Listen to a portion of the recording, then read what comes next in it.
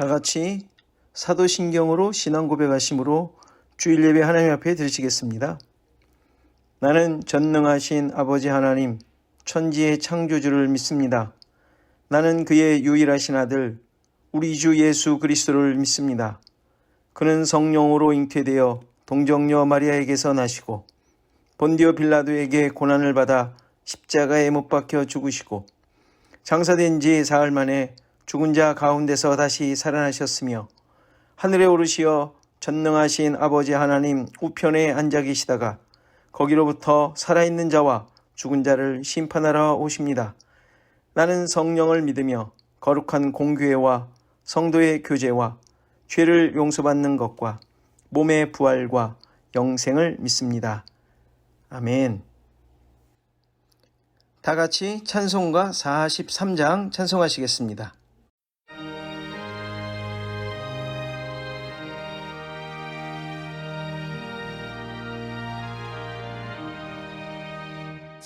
즐겁게 안식할 날 아름답고 좋은 날 내 마음을 변케하니 즐겁고 기쁜 날 이 날의 전하 만민 가보자 앞에서 잠드신 삼위일체 다 찬송 부르네.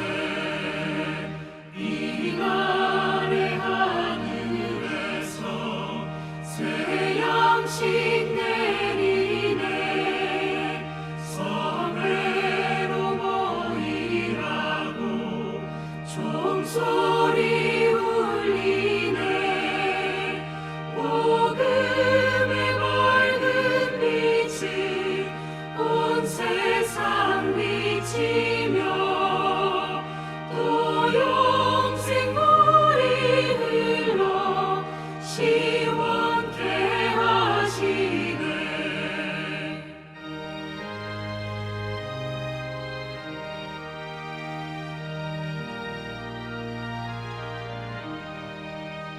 이 주를 지킴으로 새 은혜 입어서 영원히 쉬는 곳에 다 올라갑시다. 성부께 찬미하고 성자와 또 성령 잠계신 삼위일체 다 찬송 부르세. 아멘. 이 시간 김영자 권사님께서 기도 인도하십니다. 아버지 하나님 감사합니다. 오늘 또 주 앞에 모여 예배할 수 있도록 은혜 주심을 감사합니다.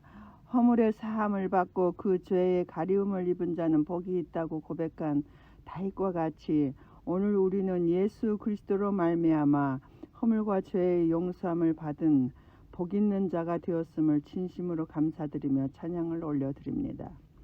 날마다 우리의 삶 속에 이 고백 하나만으로도 기뻐하며 감사하며 살 수 있는 신실한 그리스도인이 될 수 있도록 성령님 힘주시옵소서. 오늘의 어려운 상황 속에서도 우리 주언약교회 사랑하는 성도들을 지켜주심을 감사드리며 주의 가슴을 시원케 해드리는 사랑의 공동체로 든든히 세워져 갈 수 있도록 성령님 강하게 역사하옵소서. 세우신 종을 통하여 오늘 또 주시는 말씀이 이 예배를 드리는 온 성도들에게 힘과 능력이 되어 한 주간도 승리하며 살아갈 수 있는 원동력이 되게 하옵소서. 특별히 김한철 장로님과 윤선호 선교사님 병상에 주님 친히 찾아가 주셔서 주의 위로와 평강으로 채우시고 소망을 든든히 가지게 하옵소서. 우리의 예배를 받으실 주 하나님께 감사드리며 예수님의 이름으로 기도합니다. 아멘.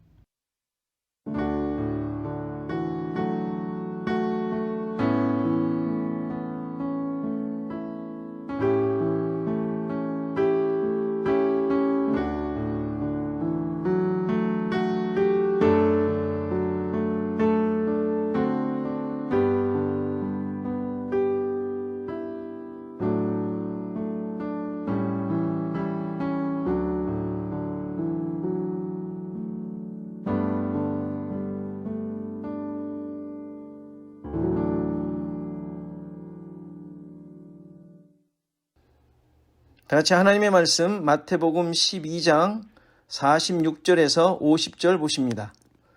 하나님의 말씀 마태복음 12장 46절에서 50절 말씀입니다. 다 같이 한 목소리로 봉독하십니다. 시작.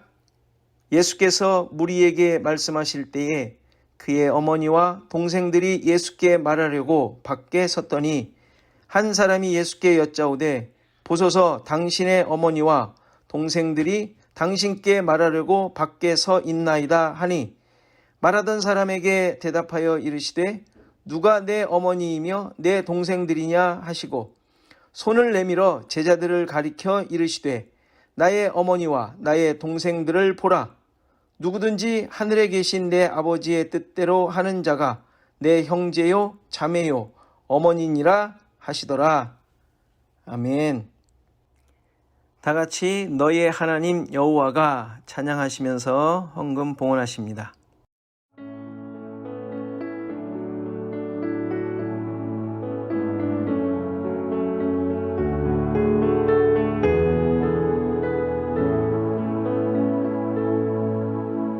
너의 하나님 여호와가 너의 가운데 계시니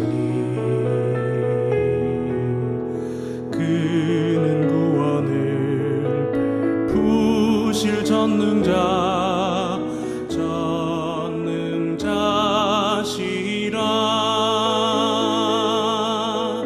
그가 너로 인하여 기쁨을 이기지 못하시며 너를 잠잠히 사랑하시며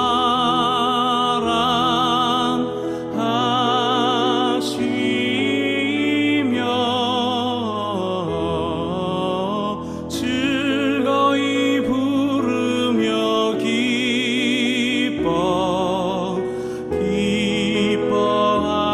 기뻐하시리라.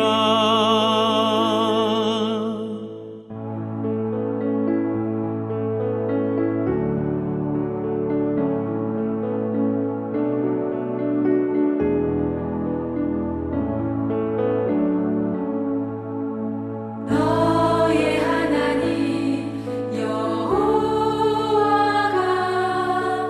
너의 가운데 계시니 그는 구원을 베푸실 전능자시라.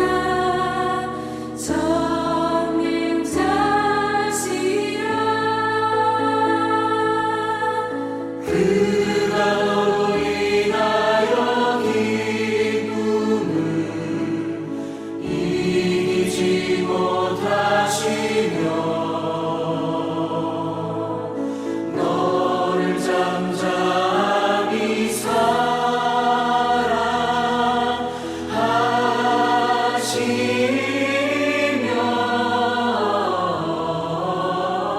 즐거이 부르며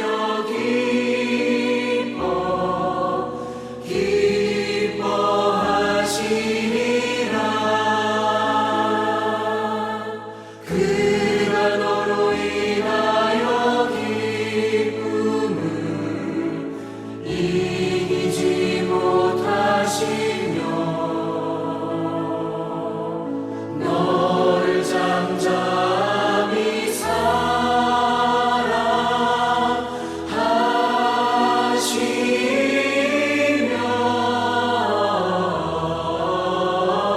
즐거이 부르며 기뻐하시리라.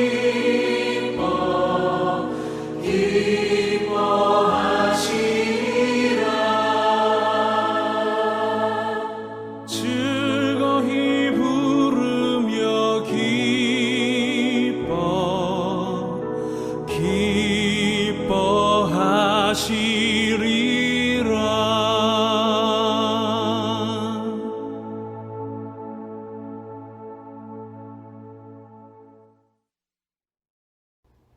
함께 우리 이 시간 귀의 소식 보시겠습니다. 자, 잘 지내고 계시죠? 이제 백신이 계속 이제 공급되어서 많은 사람들이 맞고 있는 것 같습니다. 그러나 좀 모이기가 아직은 힘든 것 같은데 여러분들의 삶 속에 예배가 끊기지 않도록 힘써 주시기 바랍니다. 이러한 어렵지만 힘든 그러나 믿음의 생활을 계속 해야 하는 이런 상황들 계속 이기시고 굳게 우리의 믿음이 세워지기를 바랍니다. 계속 광고하지만 3월부터 주일 예배 대표 기도를 매월 첫 주에 한 번만 하도록 합니다. 따라서 모든 분들이 다 동참해 주시면 좋겠어요. 잘하면 2년, 3년에 한 번씩 돌아오게 될 터인데, 여러분들, 지금 이제 하던 순서 계속 하다가 아마 이번 올해 한 말쯤에부터 안 하셨던 분들 이제 시작하게 될 것인데, 여러분들 미리 준비해 주시면 좋겠습니다. 자, 그리고 김한철 장로님, 지난번에 소식 전해드린 대로 잘 계시고 있고요. 또 여러 치료 경과가 좋게 나오는 것 같습니다. 여러분들 계속 기도해 주시기 바라고요. 그리고 윤선호 선교사님 소식도 이제 잠깐 보내주셨어요. 지난주에 3차 항암 치료를 하고 엑스레이를 찍었는데 폐에 암에 이제 흰 부분이 있는데 그 이제 굳은 부분이죠. 그 부분이 많이 줄어들었다고 합니다. 여러분들 계속 기도해 주시고 그래도 지금 치료하는 게 많이 효과가 있는 것 같습니다. 여러분 계속 기도해 주시면 감사하겠습니다. 자, 성경 읽기 이제 로마서 끝나고요. 이제 열왕기상 우리가 또 안 읽은 열왕기를 이제 하게 되는데 계속 같이 따라와 주시면 좋겠습니다. 얼마 남지 않았습니다. 올해 아니면 다 읽게 됩니다. 자, 우리 다 같이 기도하고 하나님 말씀 보십니다. 주님, 지금까지 우리를 주님의 보호하심 가운데 인도하여 주심에 감사드립니다. 세상에 이끌려 살고 있지만 오늘도 주님 앞에 무릎을 꿇고 예배하게 하심에 감사드립니다. 나의 모습을 주님 앞에 드리며 말씀으로 인도받는 삶이 되게 하시고 우리의 삶 속에 예배의 삶이 끊어지지 않도록 도와주옵소서.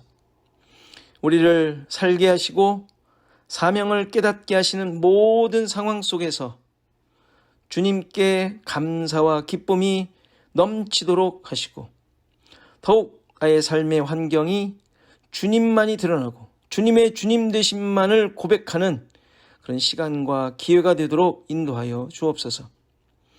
말씀이 늘 나를 주장하도록 역사하시고 성령의 깨닫게 하심에 항복하는 이 시간 되게 하옵소서. 예수 그리스도의 이름으로 기도하옵나이다. 아멘. 오늘 본문은 우리가 너무도 잘 아는 내용입니다. 신자들의 정체성에 대한 기본적인 가르침이라고 할 수 있습니다. 예수님께서 가족이 무엇인가, 어떤 존재인가를 말씀해 주시는 것이죠. 흔히 가족하면 혈연에 의해 맺어진 관계를 말하죠. 그래서 피는 물보다 진하다는 말이 있는데 이 말이 바로 어떤 관계보다 이 가족의 관계가 든든하고 단단하고 결속이 있는 그 관계를 강조하고 있는 속담이라고 할 수 있습니다. 그런데 이러한 가족에 대한 일반적인 기준을 지금 예수님께서 허물고 계신 것이죠. 이미 신자들이 가지고 있는 기준이 무엇인지를 앞에서 설명했지 않습니까? 삶의 가치와 기준, 관계에 있어서 가지고 있는 그런 기준들, 이런 것들이 세상과 다름을 보여주셨습니다. 사실 우리의 삶에 있어서 관계는 인간관계죠. 여러 방면으로 만들어져 있죠. 지금은 사라졌지만 약화되었지만 가족을 떠나 가문이 있었고요. 또 가문을 넘어 좀 더 큰 그 가문이 모여 사는 그 마을, 시족 마을 같은 것들이 있었죠. 그리고 이런 혈연 관계를 떠나서 학연도 있지 않습니까? 또는 같은 지역 출신의 지역 관계도 있습니다. 미국에 와서는 한국에서 왔다는 것만으로도 친근감을 갖죠. 그것도 많이 요즘은 해이해졌지만 이민 초기에 왔던 분들의 이야기를 들어보면 한국에서 왔다는, 한국말을 할 수 있는 사람을 만났다는 것만으로도 굉장히 기분이 좋고 서로 결속력이 생겼다고 합니다. 그러나 이러한 관계들이 서로에게 의미를 주기도 했지만 이제는 이러한 관계가 해이어지거나 허물어지는 시대가 되었습니다. 오히려 이러한 관계를 주장하는 것이 서로 간에 창피하거나 수치스러운 것으로 생각하는 그런 시기가 되었어요. 왜 이러한 일이 일어납니까? 이미 가지고 있는 기득권에 대해 불만을 제기하는 것이죠. 그러한 것이 삶에서 특권으로 주어지는 것은 모든 사람은 법 앞에 평등한 권리를 갖는다는 민주주의의 대원칙에 어긋나기 때문입니다. 같은 지역 출신이라고 또 같은 핏줄이라고 같은 학교 출신이라고 그들에게 특혜를 주어서는 안 된다는 것 아닙니까? 이건 우리가 늘 경험하는 내용이에요. 직장에서든지 어떤 관계에서든지 이런 것들로 인하여 결속을 다지려고 하는 이런 것들이 지금의 상황에서는 많이 해이해졌다는 이야기입니다.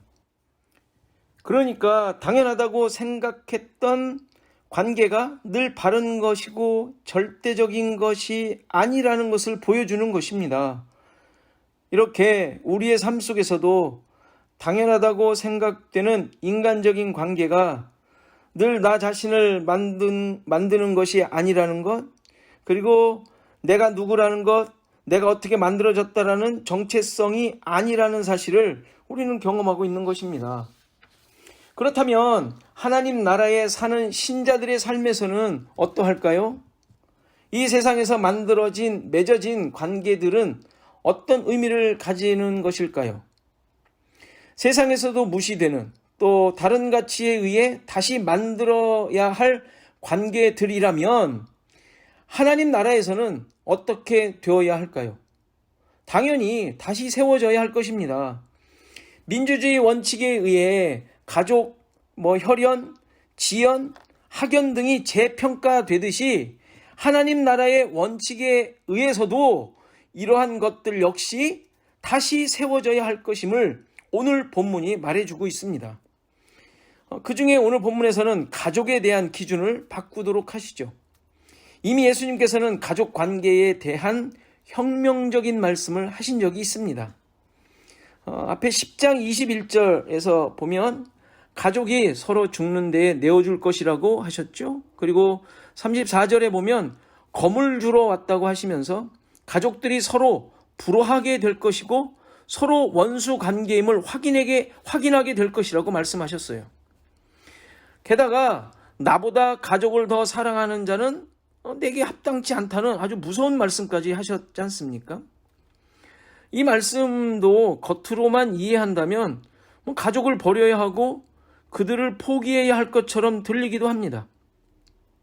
오늘 말씀에서는 아예 부모 형제를 완전히 무시하는 말씀으로 들리지 않습니까? 당연히 이런 말씀은 그러라는 말씀이 아니지요. 성경에서 하나님의 백성으로서의 삶을 살아야 한다고 주시는 말씀은 세상을 포기하고 등지고 그래서 여기를 떠나 산에 들어가 격리된 삶을 살라는 말이 아닌 것과 마찬가지죠.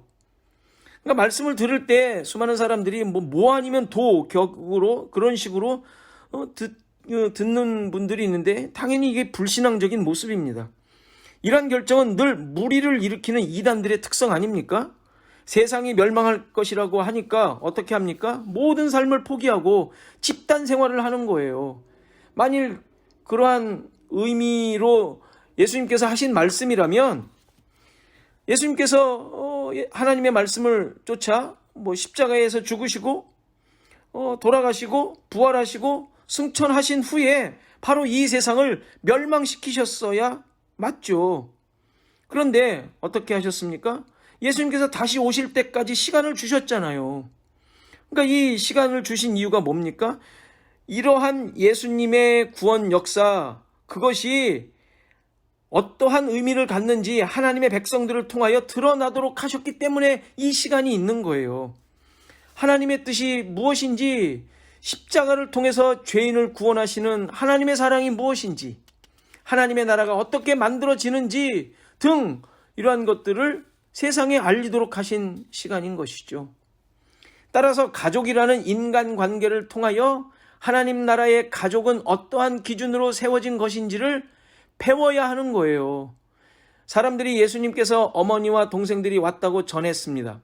실제 혈연관계가 있는 마리아와 그 자녀들, 형제들이 왔을 것이죠. 그런데 예수님께서는 그 이야기를 듣고 누가 내 어머니이며 동생들이냐고 반문하신 후에 그 앞에 있던 제자들을 가리켜 나의 어머니이며 동생들이라고 말씀하십니다. 그러시면서 50절에 누구든지 하늘에 계신 내 아버지의 뜻대로 하는 자가 내 형제요 자매요 어머니라는 말씀을 하세요. 새로운 가족 관계의 기준을 말씀하신 것입니다. 바로 하나님의 뜻대로 하는 자라고 하신 것이죠. 그렇다면 하늘에 계신 내 아버지의 뜻대로 하는 자, 행하는 자는 어떤 자들일까요? 거기에 앞에 예수님께서 가르치고 계신 그 제자들이 하나님의 뜻대로 행한 자들인가요? 앞에 여러 모습들이 있었지만 그들의 모습이 그리 성공적인 모습이 아니었음을 보았죠. 그 뒤로도 이 제자들의 모습은 그리 잘난 모습이 아님을 우리는 확인합니다. 할 수 있습니다. 다시 말해서 그들이 뭔가 잘했다고 내 가족이라고 칭찬받은 것이 아니라는 말이에요. 그렇다면 이들의 다른 점이 무엇이었을까요? 이와 비슷한 내용, 같은 내용을 적고 있는 마가복음의 기록을 보면 그 힌트를 얻을 수가 있어요. 거기에 보면 이 가족들이 이미 와 있었음을 알 수 있어요. 마가복음 3장 20절을 보면 바리새인들과 바알세불을 논쟁하는, 지금 우리가 앞에서 우리 마태복음에서 봤던 그 바알세불 논쟁을 하기 전에 친족들이 예수님을 붙들러 나왔다고 거기 써 있는데, 그 이유가 사람들이 예수님을 미쳤다고 하는 소리를 듣고, 가족에서는 큰일 날 소리를 들은 것이죠. 자기 가족인데, 우리 형이고 마리아에게는 아들인데 사람들이 당신네 아들이 미쳤다라고 하고 있으니까 엄청난 그 수치스러운 얘기를 듣고 그 예수님을 데리러 왔다고 마가복음에 써 있어요. 그러니까 왜 그렇게 나온 거예요? 예수님을 믿지 않았다는 증거 아닙니까? 가족들까지도. 요한복음 7장 5절에도 보면은 형제들까지도 그를 믿지 않았다라고 요한복음에는 또 보고하고 있어요. 따라서 예수님께서 말씀하시는 가족의 기준은 당연히 그들을 친가족들을, 혈연 관계에 있는 가족들을 무시한 것이 아니라 예수님의 오신 이유가 하나님 나라를 전파하기 위한 거였지 않습니까? 그러니까 그 기준에서 가족의 기준을 말씀하시는 거예요. 나를 믿느냐에 있다라는 것을 우리는 알 수가 있어요. 예수님과 함께 하느냐, 함께 하지 않느냐, 예수님을 쫓느냐, 쫓지 않느냐, 앞에서 말씀하신 요나의 표적, 십자가, 그 십자가를 믿느냐, 아니면 다른 엉뚱한 자기 만족을 채우려고 하는 기사와 표적을 쫓느냐, 이걸로 갈라지는 것이죠. 그때 그랬지 않습니까? 니느웨 사람들과 남방 여인이 와서 너희들을 정죄할 것이라고 하지 않았습니까? 이유가 뭐예요? 예수님을 쫓지 않았다는 거예요. 예수님을 믿지 않았다고 그들이 고발하는 것이죠. 그들은 전에 들은 말씀을 듣고 하나님께 항복을 했어요. 전에 들은 말씀을 듣고 요나, 솔로몬을 통하여 하나님을 전에 들은 거예요. 하나님의 일하심을 그냥 간접적으로 보고 들은 것 아닙니까? 그런데 너희들은 왜 하나님께서 직접 그의 아들을 보내셨는데도 듣지 않았느냐, 왜 믿지 않느냐라고 책망한다는 것이죠. 그러니까 예수님의 가족인 아버지의 뜻대로 하는 자는 예수님을 믿는 자를 말하는 거예요. 그를 쫓는 자인 것이죠. 여기서 또다시 우리가 생각해야 할 똑같은 문제인데 생각해야 할 문제가 있습니다. 예수님께서 제자들을 가리켜 가족이라고 말씀하신 것은 이들이 얼마나 말씀대로 사느냐, 말씀을 잘 지키느냐를 말씀하신 것이 아니라는 사실이. 제자들은 자신들의 모든 것을 버리고 예수님을 쫓은 자들이에요. 멀쩡히 일하고 있던 자들을 부르셨는데 그들은 너무도 당연하다는 듯이 예수님을 따라 나섰죠. 그런데 이 모습이 대단한 결정을 했다는 본을 말하는 것이 아니라 그들이 새롭게 갖게 된 기준이 그들에게 있었다는 것을 보여주는 거예요. 지금 가족에 대한 기준을 보여주신 내용과 같은 의미이죠. 세상이 정한 기준으로 사는 자가 아니라는 것을 보여준 것이라는 말이에요. 모든 것을 버리고 예수님을 쫓았다는 말은 이들이 하나님 나라 백성으로서 갖게 된 새로운 기준으로 사는 자가 되었음을 말해주는 것이죠. 주님만을 의지하며 사는 자가 되었다는 말이에요. 그러니까 예수님과 동행하며 살았지 않습니까? 사는 모습을 계속 보여준 거 아닙니까? 이게 제자니까. 예수님을 의지하며 그와 함께 동행하며 사는 자의 모습이 제자들의 모습이고, 그런 자들을 지금 예수님께서 내 가족이다라고 말씀하고 계시는 거 아닙니까? 그러니까 이 제자들이 지금까지 보여준 이 모습은 그들 스스로의 힘이나 가치나 기준이나 능력으로 보여준 모습이 아닌 거예요. 예수님의 부르심의 능력이며 하나님의 역사로 말미암은 모습인 것이죠. 그들 스스로는 그대로 그냥 자기 일을 할 수밖에 없는 자들이에요. 그런데 하나님의 이끄심에 의해 사는 자가 되었다라는 것을 보여주는 것이 제자들의 모습인 거예요. 그들이 뭐 엄청난 대단한 일을 저들처럼 해야 한다라는 본으로 보여주는 게 아니라, 저들은 하나님의 이끌림을 받아 예수 그리스도와 동행하며 사는 자라는 것을 보여주는 증거로 지금 제자들과 함께 사시는 것이죠. 이것이 바로 하늘에 계신 내 아버지의 뜻대로 행하는 자의 모습이라는 것입니다. 이 모습은 앞서 산상수훈을 말씀하실 때에도 결론으로 말씀해 주셨던 내용이에요. 7장 21절 말씀이죠. 나더러 주여 주여 하는 자마다 다 천국에 들어갈 것이 아니요 다만 하늘에 계신 내 아버지의 뜻대로 행하는 자라야 들어가리라.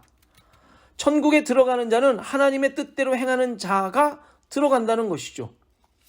보통 우리는 산상수훈의 말씀을 그대로 행하는 자라야 하나님 나라에 사는 자라고 생각을 합니다. 심령이 가난한 자, 온유한 자, 긍휼히 여기는 자, 화평케 하는 자, 그 위에 계속 나오죠. 세상의 소금과 빛의 역할을 하는 자가 되어야 하고, 서기관과 바리새인보다 더 나은 의를 행해야 하고, 외식하지 않는 모습으로 구제하고 기도하고 금식하고 비판하지 않고 좁은 문으로 들어가고 등등, 이러한 모습대로 사는 자가 하나님의 뜻대로 행하는 자, 하나님 나라에 들어가는 자로 생각합니다. 이미 앞서 살핀 내용이지만 이러한 모습대로 사는 것은 하나님 나라 백성들의 삶의 모습임은 분명해요. 그러기 위해서 힘쓰는 것도 당연합니다. 그런데 문제는 이러한 모습이 열매이냐 아니면 열매를 맺기 위한 열심이냐는 것입니다. 열매로 나무를 알리라는 말씀을 하시면서 아까 읽은 21절 이후의 말씀을 주신 거예요. 즉 주여 주여 하는 자들이 맺은 열매를 지적하시기 위하여 주신 말씀이에요. 그런데 주여 주여 하는 자가 어떤 삶을 살았습니까? 그 21절 이후에 나오죠. 이렇게 말해요. 그 사람들이 주님의 이름으로 선지자 노릇하였고 주의 이름으로 귀신을 쫓아냈으며 주의 이름으로 많은 권능을 행했다는 것이죠. 정말 얼마나 열심으로 주의 이름으로 일을 해냈습니까? 이들이 맺은 열매는 아마 겉으로 보기에 어마어마했을 것입니다.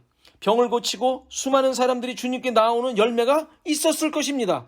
그런데 그것에 대한 주님의 평가는 예상 밖 아닙니까? 내가 너희를 도무지 알지 못하니 불법을 행하는 자들아 내게서 떠나가라는 책망을 받게 되었다라는 사실이죠. 무슨 말입니까? 이들에게 전혀 열매가 없었던 거예요. 아니, 예수님께서 인정하시지 않는 열매만 맺었던 것이죠. 왜 이런 일이 벌어진 것입니까? 이들의 삶은 열매를 맺은 것이 아니라 열매를 맺기 위한 인간적 노력의 결과였던 거예요. 원래 나무가 다른 것인데 거기에 가짜 열매를 매달아 놓았다는 말이 되는 것입니다.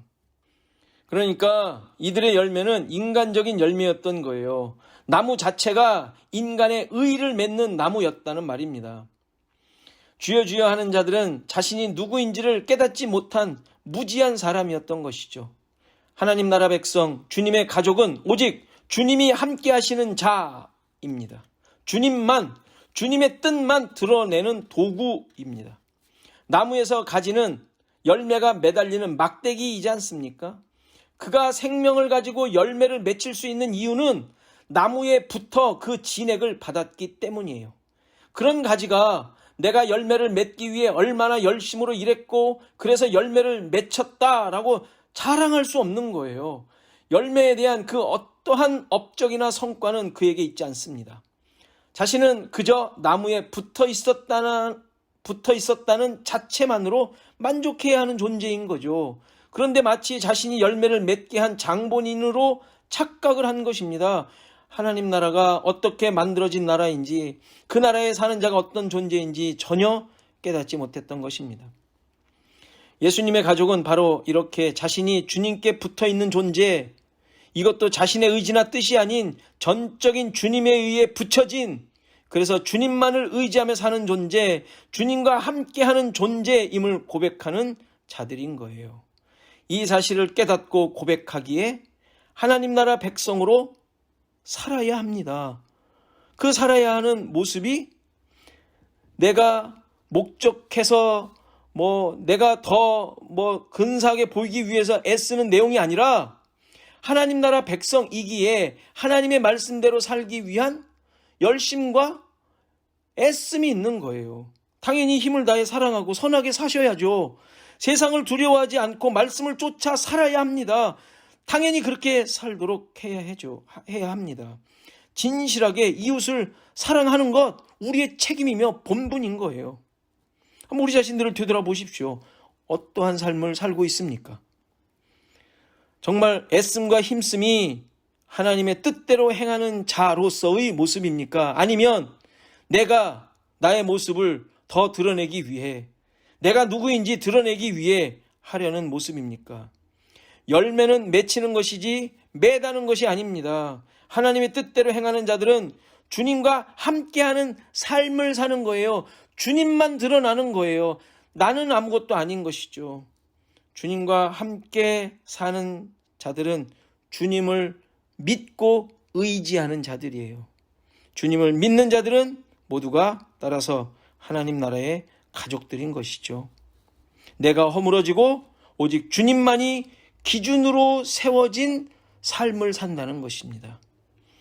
이러한 삶의 모습, 이러한 열매, 이러한 결과가 늘 삶 가운데 맺히는 우리 시애틀 주원학교회가 되기를 간절히 바랍니다. 다 같이 말씀 생각하며 우리 잠깐 기도하는 시간 갖겠습니다. 주님이 주님으로 세워진 삶을 살게 하소서, 하늘의 아버지의 뜻이 이끄는 삶이 되게 하소서 기도하시고, 팬데믹으로 인해 믿음이 해이해지지 않게 하시고 세상의 기준으로 빠지지 않게 도와주옵소서. 또 감당하기 어려운 환경을 경험하는 분들이 있는 것 같습니다. 그들을 위해서 정말 기도해야 될 것 같습니다. 여러분들 주위에도 분명히 있으리라 생각이 되는데 하나님 그들에게 힘과 위로를 주옵소서. 주님의 능력을 체험하게 하소서 기도해 주시고, 우리 국가와 민족을 위해서 기도해 주십시오. 안정되고 평안을 주시고 여러 가지 상황들 잘 회복될 수 있도록 도와주옵소서 기도하시고, 우리 김한철 장로님, 윤선호 선교사님을 위해 여러 가지 경과가 좋은 소식이 있는데 하나님 그에게 큰 힘과 능력을 주셔서 맡은 사명 감당케 하소서. 우리 다 같이 1, 2분 동안 기도하시겠습니다.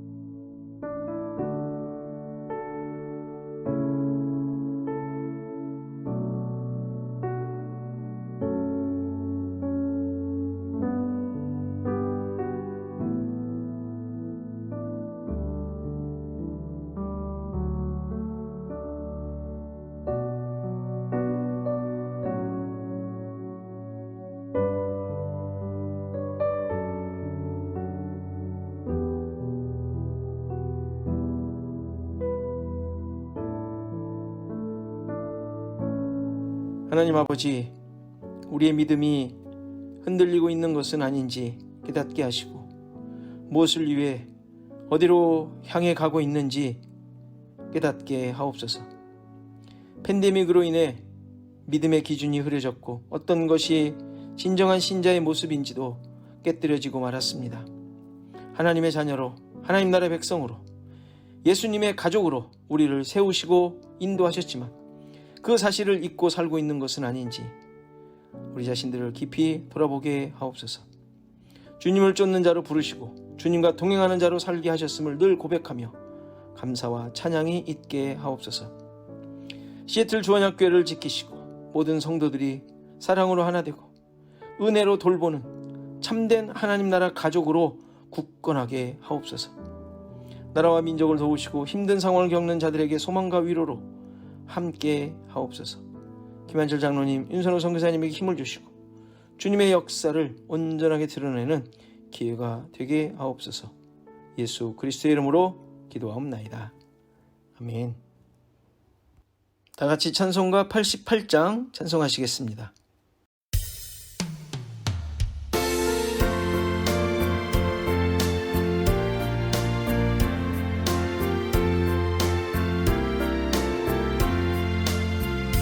내 진정 사모하는 친구가 되시는 구주 예수님은 아름다워라. 삶 밑에 웰컵하여 빛나는 새벽별 주님 영원할 길 아주 없도다. 내 마음이 아플 적에 큰 위로 되시며 나 외로울 때 좋은 친구라.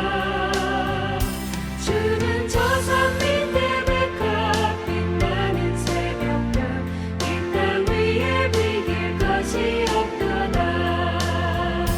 내 맘의 모든 염려 이 세상 거라고 주님 항상 같이 하여주시고 시험에 나갈 때에 악마의 계교를 즉시 물리치사 나를 지키네. 온 세상 날 버려도 주 예수 안 버려 끝까지 나를 돌아보시니. 주는 저 산 밑에 백합 빛나는 새벽별 이 땅 위에 비길 것이 없도다.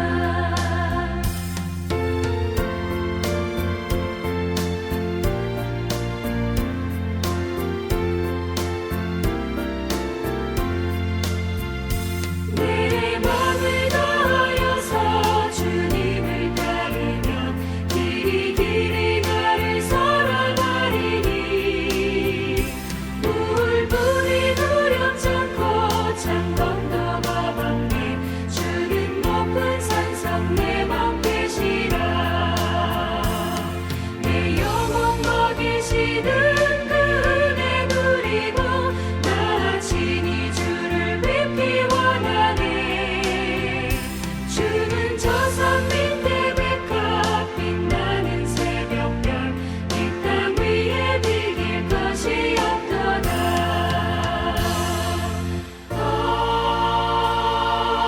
아멘.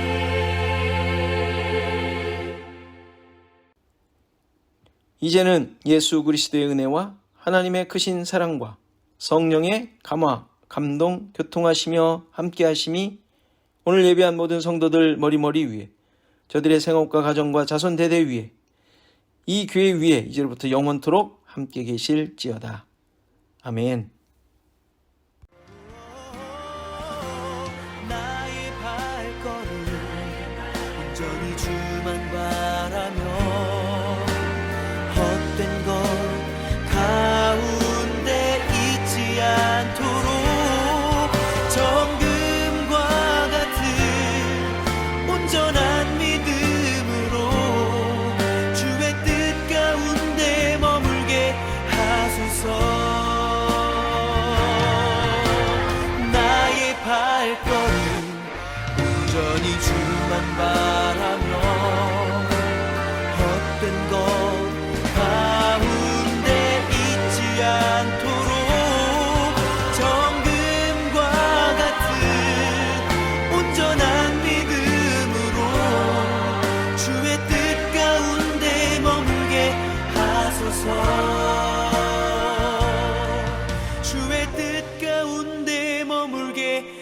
하소서.